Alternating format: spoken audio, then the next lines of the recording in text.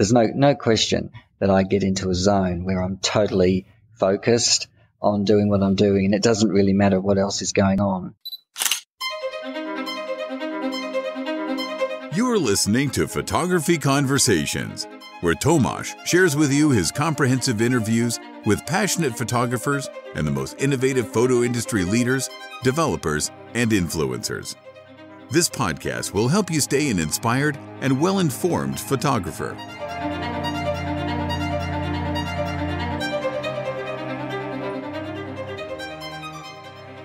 Hello.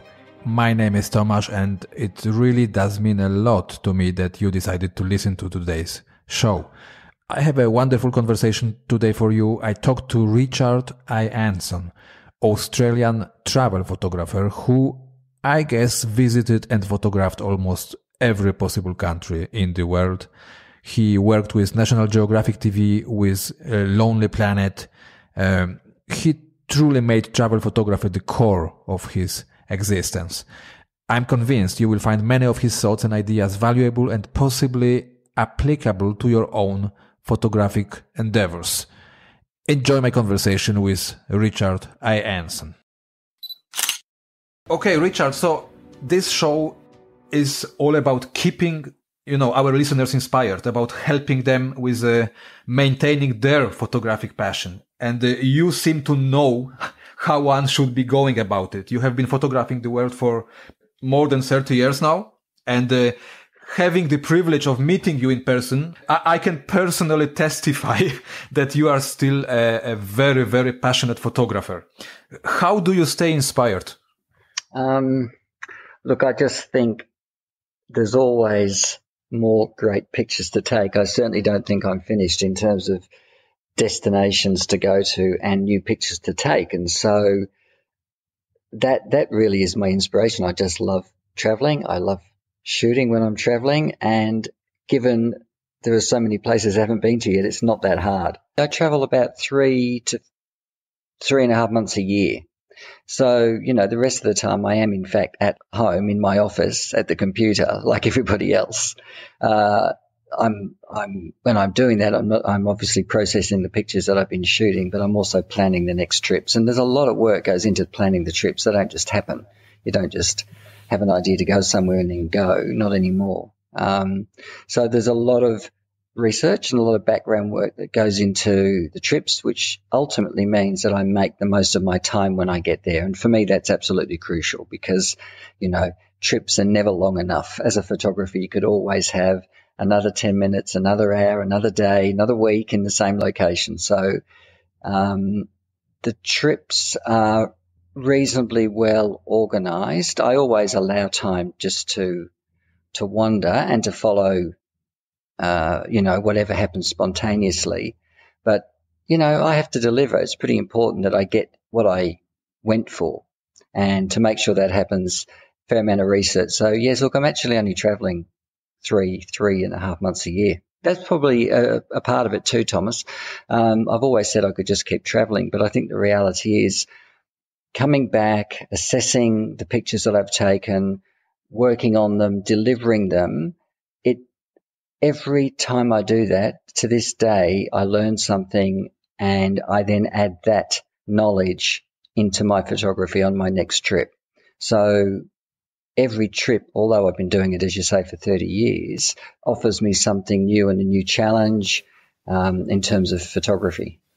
Do you mainly work for do you have assignments? Do you work for clients or are you working for your own portfolio? No, I don't have clients and assignments. The two main reasons for travel, there's 3 reasons for traveling these days. One is I am doing personal projects, so working on, say, a book, for example, but mostly I lead photography groups now to various parts of the world. So I'll take a group of enthusiast photographers somewhere, usually for about 2 weeks, and I do 3 or 4 international trips a year.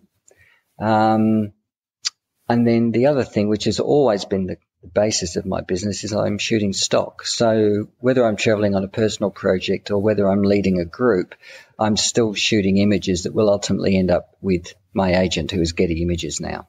Yeah, so I don't do assignments. I never really have. Okay.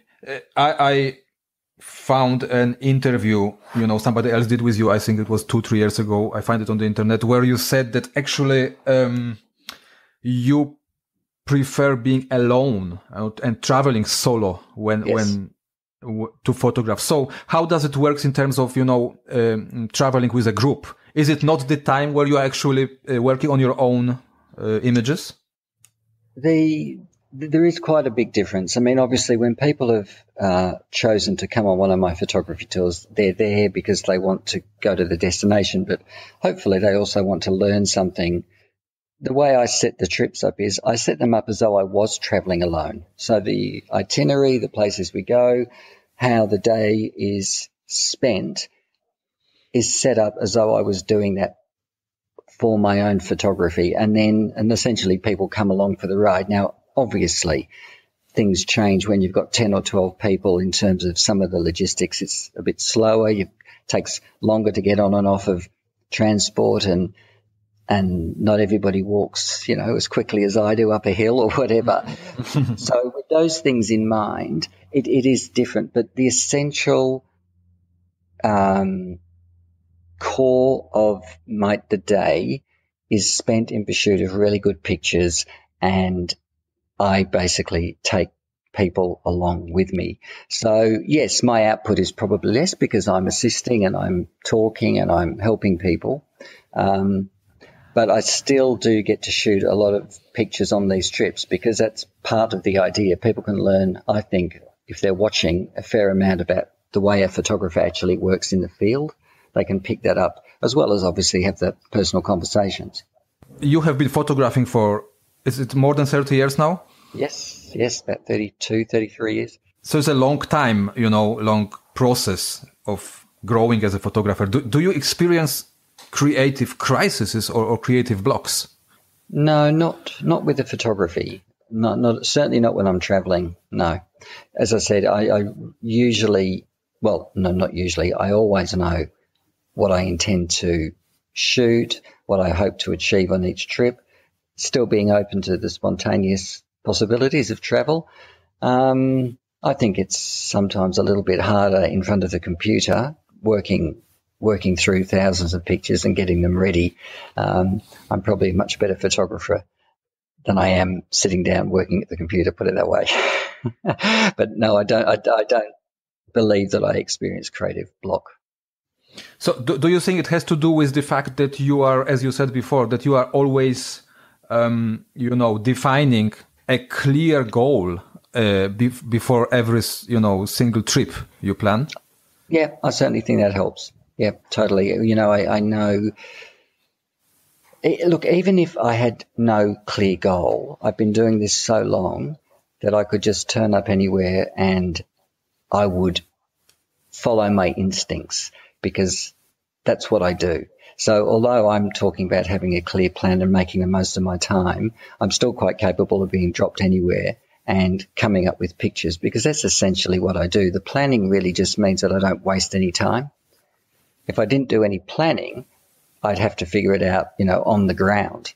And, it's totally doable, of course. But as I said, no trip's ever long enough, so I'd much rather be organised and have, a fairly clear idea of where I want to go and what I want to do in order to make the most of the time. That seems pretty logical to me, given that this is a business, it's not a holiday. I have to get there. I've got a certain amount of time. I've got to get the shots I want and hopefully more than what I actually want and then leave. So, yeah, it's not just a matter of turning up somewhere nice and wandering around taking pictures as I see them, because I don't believe that ever works in terms of getting really successful quality coverage. And do you think, because so you clearly specialize, right, in travel photography, and you have been doing it for years, did it come easily for you? Was it a clear decision? Was it a passion? You just knew it from the very beginning, or you searched a little bit for your genre of photography in the beginning? Do you remember those times? Yes, I certainly do. No, the first time I was a working photographer when I first started traveling. I was doing weddings and portraits, but I was very young. I'd set up that business with a view to traveling and shooting. So the first time I did my first big trip, which was 7 months, and the minute I left the country, I knew that combination of travel and photography was for me. I just knew.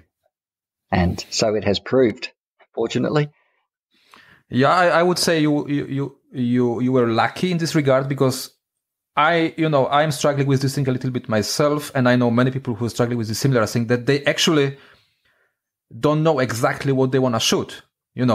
May it be landscapes or portraits or abstract images, and this blocks people for longer periods of time. They are kind of they end up not photographing anything and just overthinking the whole thing. What would you suggest to a person like this? Yes, I get what you're saying. I think two things. One is, as I said, I really did start young, so I didn't give this a lot of thought. This was what I wanted to do, and I just went and did it. I didn't have to weigh up whether I could earn money from it, whether I could pay for rent or food. I was young enough just to forge ahead and do it. The other thing is, and this is very much my personality, yes, I am a travel photographer, and yes, that is specialist in terms of, the business of travel photography. But in terms of subject matter, it covers just about everything. So, I have to be able to shoot landscapes, portraits, wildlife, abstracts, absolutely everything if I want to make this successful from a business point of view. So I've never really had to struggle with subject matter. What I have learned that you have to treat all the subject matter equally. So if you're really not into something, just say you're just not confident with portraits or not confident photographing people, then as a travel photographer, that is a real hindrance. So fortunately, I enjoy, and this is clear, if I didn't enjoy photographing all the different subject matter that I think you need to do, then I probably wouldn't have headed down this path. So my view is that you really need to photograph subject or content that you're passionate about, because otherwise your heart won't be in it and you won't be making the most of the opportunity. That's what I think. So I can imagine you are doing it mainly, even if you run workshops and educate you, but down there you are doing it mainly for yourself. Yes, absolutely. I'm shooting where I want and what I want in order to get the absolute best pictures for myself. And what I've been able to do is come up with a commercial angle that allows me to make a living from this, whether it's through selling the pictures on their own, or publishing them in books or exhibitions, or in fact leading tours where I can pass on some of this knowledge to other people. But yes, I would never, for example, take a tour to somewhere that I wasn't personally, really, really interested in just for the sake of it. I only go to places where I'm really excited about photographing, and hopefully that rubs off on people, and it certainly shows in the pictures. Yeah, I just was about to say, and then, ending up there with the group. If you are excited about the place, you are automatically becoming a better teacher, I can imagine. Totally, yeah. And there's no point going there if you're not excited about it, because this isn't a normal job. You can't just get there and say, go do it yourself. They're there for a reason, and I'm there to give guidance. So, but it all comes back down to passion about the destination, about the subject matter at the destination, and then about photography itself. How about differentiating yourself from another travel photographers? Because there is literally, we know it, hundreds of them, right? And most of the locations have been already photographed by many people before you. Do you even think about it, or you are just simply doing your thing? I don't think about it much. I'm certainly aware of it, and what you're referring to really is a major shift in travel photography, probably in the last 10 years, I guess, maybe a little bit longer. And it all came down to when it became very easy to share pictures on the internet. So no, I don't think about it too much, except sometimes intellectually, because the reality is this is what I do. It's what I've always done. I have no intention of changing it. I think because I got started so long ago, I've got a very strong base of images, quite a large photo library to draw on. And I've got these different strings to my travel photography bow now, which can only come with, the experience and the years in the business. So I'm well aware of it, but no, I don't think too much about it.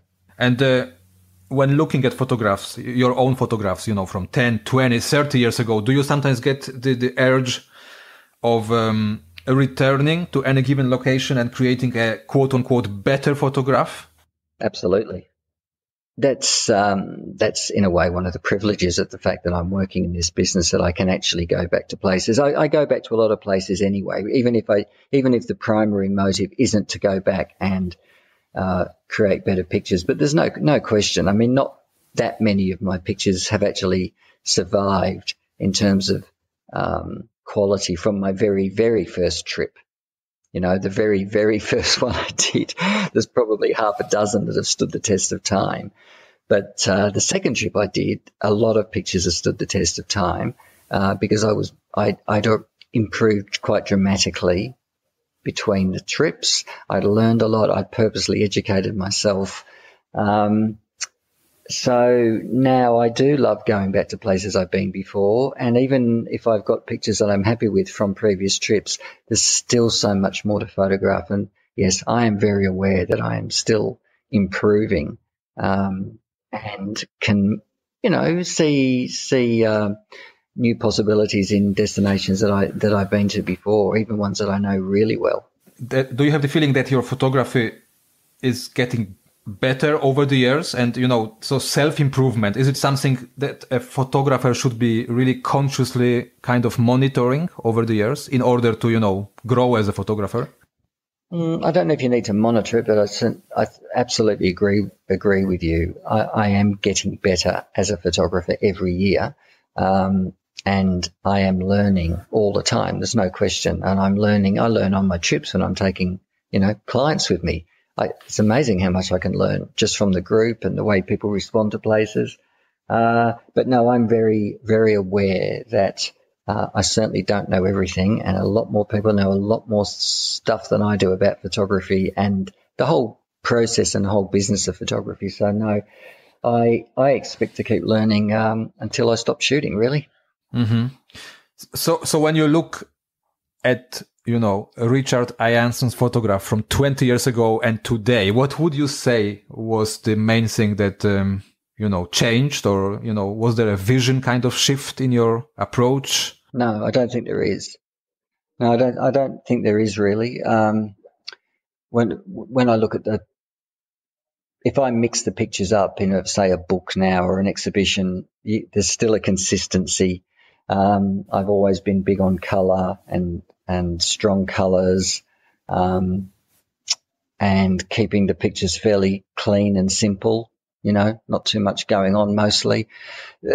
There's a definite consistency over the years. I think the big difference, though, now is that I am just more consistent in what I actually can photograph and deliver, if you like, after a trip. So I'm probably producing better pictures now than I did 20 years ago. So you mean consistent in terms of quality of... Yeah, totally. Yeah, quality images, and yeah, that's what I mean. What is quality? Quality is, well, it's just the word I guess I was using to distinguish really good photography. So you could, everyone can go to the same destination, and this is harking back to one of your earlier questions, but not everybody comes away with pictures that are really good. The good photographers do and can, and they can do it consistently, and they can do it under most conditions, and they can do it regardless of camera gear, mostly. So I just think that there's a consistency now in the way I shoot, and in the fact that I know no matter where I go, I'm going to be able to deliver pictures of a reasonably high standard. Whereas 30 years ago, it was probably a little bit more hit or miss. Okay. But what would you say are I don't know if it's the right word here, I think gauges to measure, this quality or your own growth? So like, what are those elements actually in the pictures themselves that when you say, today you are producing a higher ratio of this high quality image? Is it composition? Is it storytelling in your images, which is stronger? No, it's a combination. It's definitely, it's this magic. It's finding the magic combination between the subject matter and then composing it in such a way that it's really, really pleasing, a really strong composition, and then creating that image in really fantastic light that suits the subject matter and the composition. So they're the three things that I'm looking for. Really, I say interesting subject matter, but the fact is, if you get the composition and the light right, you can turn some pretty mundane subject matter into pretty interesting pictures. But even so, we have to start with the subject. I mean, the thing that draws you or captures your attention and makes you want to photograph it in the first place. So it's a combination of subject, composition, and light. They're the things that I am just always working with as I'm looking to create new pictures. Mm-hmm, mm-hmm.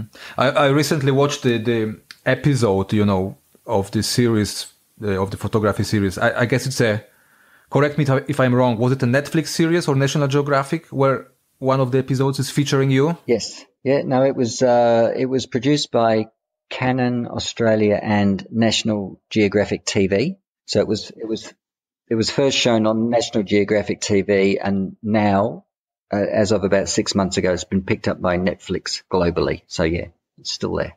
I saw you in action, so to speak, and it was kind of, fascinating to me that, because even, in this particular situation, you were being filmed, and there was for sure the crew around you and everything, but you basically looked like you didn't care at all. Like you entered, you were, it was in India, I guess, I'm not sure now. You were following a festival, a group of, people during some kind of festivities, and you lost it. Like you were into this state of, I guess when you start photographing, is it correct? You kind of, you forget about everything. You kind of entering some kind of, trance or meditation.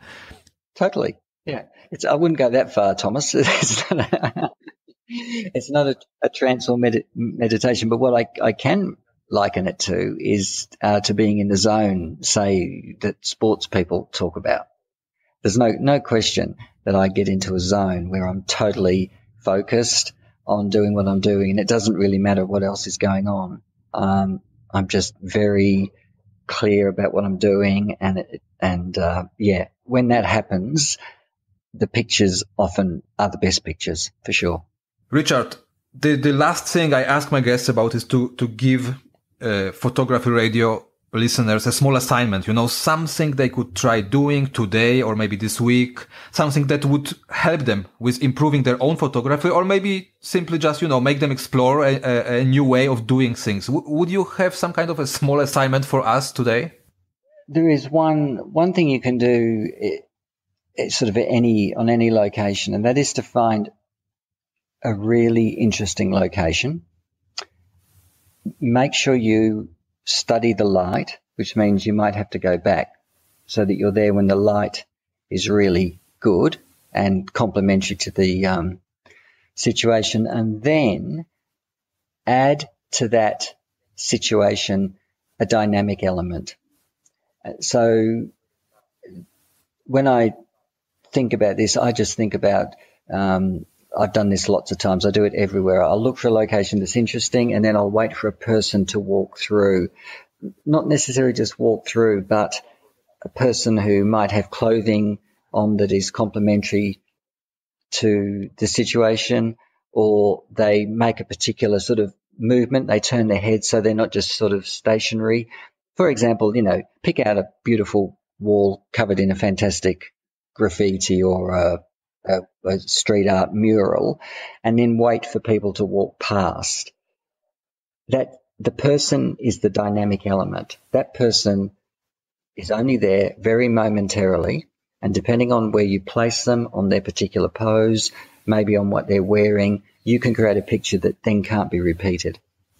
So that's what I'm always looking for. If I find a location that I find really attractive, sure, I'll shoot the location because it's attractive, but the really interesting pictures and the ones that are personally challenging to get, photographically challenging, and therefore the most satisfying when you nail it is when you add this thing called a dynamic. I'm calling it a dynamic element, something that's not normally there. Does that make sense? Absolutely. Wonderful tip, wonderful, idea. Let's do it. Let's keep practicing. And yeah, Richard, thanks so much. What's next in your calendar? Where are you next week? Well, I got home 2 days ago from Iran, Georgia, and Armenia, and in 1 month's time, I'm going to Kamchatka in eastern Russia. Yeah, so that's going to be pretty exciting. More of a wilderness trip than an urban trip. Yeah. Enjoy, Richard. Have a wonderful night, right? Thomas, thank you. And meet you soon, hopefully. See you again in Lucerne one day. Absolutely. Thanks so much, Richard. Bye bye. Okay. See ya. Bye.